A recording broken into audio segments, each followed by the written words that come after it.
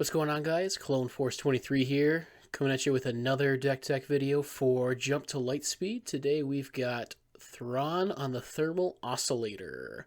I got my boy Alec here today. We'll say what's up to the people.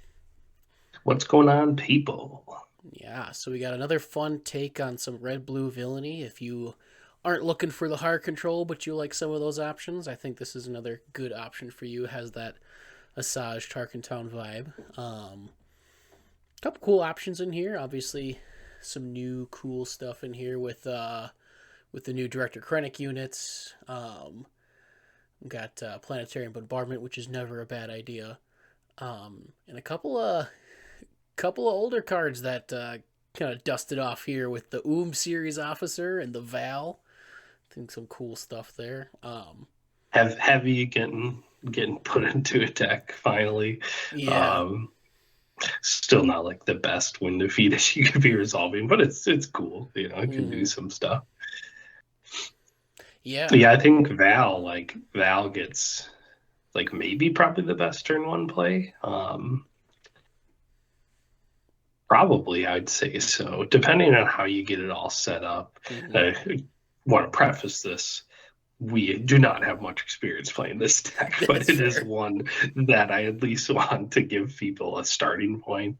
Um, that we want to give someone to go off of and really take the reins from there. But I think a good chunk of this is like Thrawn's staples at this point, and most of Mm-hmm. them are on Oscillator. And like Alex said, it is kind of this interesting Asajj vibe where you get to play blue villain red in a way that's like not really control. It's like you get to be more of a combo-y aggressive deck, which is actually pretty fun to play blue villain like that. And yeah, there's some crazy stuff that definitely can occur with the Chimera and Val, and just some lines that you can get set Mm-hmm. up that can really like spiral the game into your control, even though you're playing a higher cost leader without ramp or anything. It can kind of make up for that when you're double triggering these when defeated abilities.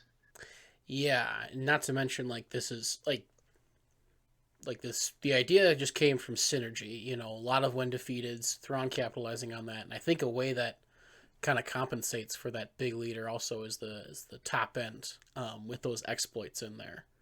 That really brings out some more of the synergy there. If you're sacking your series officer or your Vals or the droid ship that gives you 3 indirect damage, you're proccing off of that. You're bringing out a bigger unit that's also probably doing some more stuff for you as well. Couple more ways to get bigger faster, but also kind of holding off your opponent until you can get bigger in there. But I like it. I think there's a lot that could be here. I don't know if everything would stay after testing, but there's a lot of good stuff. Yeah, for sure. And it's interesting how a effect that is when defeated being doubled can kind of turn some of these cards into like oh, I need to deal with this now, or Mm-hmm. else the Val, like a lot of times against Thrawn, if they open up Val and let's say I'm playing, Sabine ECL, and I throw out my Sabine unit or Battlefield Marine, they open Val, and then my next turn I have a Fleet Lieutenant play or something. Like I need to get rid of this Val when they don't have a target for it. Otherwise, they're going to get like a bunch of mileage out of 4 experience tokens, and a lot of times the 3 damage bounty won't really matter as much because they're getting 4 experience tokens. So same thing with like Okay, before was like, if I don't deal with it right away, he's swinging for 2 and then he's dealing 2 more. But now it's like, oh, when he dies, he does 4 damage. That's Mm-hmm. like a super good aggro card. um, so, and like some of those, you're like, oh, okay, wait a minute. This is a real threat now when this effect is doubled. And it seems simple, but it definitely like accelerates the board state and your position in the game like that. Yeah, and the throwing the Mahdi in the mix there too. it's left to like a situation of, if your opponent doesn't, properly estimate what the deck can do, like for example, if a aggro player is just going in to do aggro things, it's like, all right, well, in a couple turns I've built up to this bigger play where my synergy really kicks in, and then I've kind of leapt over in terms of the lead, which could be pretty devastating in the right play sets. And then by the time they catch up to you, you're moving into your bombardments and your Dooku's and chimeras. Yeah, for sure. Yeah, I feel like Mahdi is one that maybe might rise in the number of slots in the deck, even just the like crazy combo plays that can happen at the end of the game or mid-range.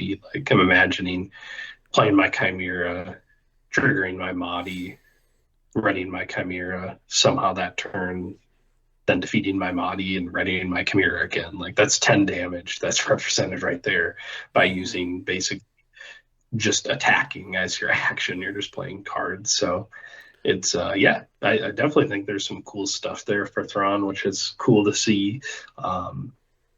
Definitely better ways to explore, and I'm sure the list is completely changed if you found someone that's like going all in on Thrawn. But yeah, it's definitely a different way to play the game for sure than what we've seen, which is what I like to see.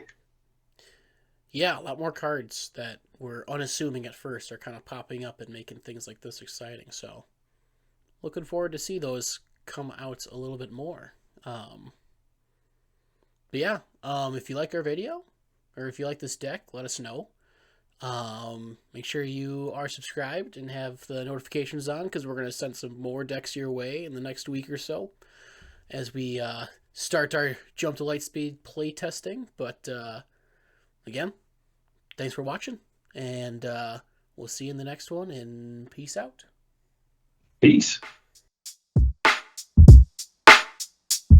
Space tech, spaceports, TCG, card sports, of course, till my voice goes hoarse. Welcome, wrecking, decking with the strategy, the energy, it's Clone Force 23.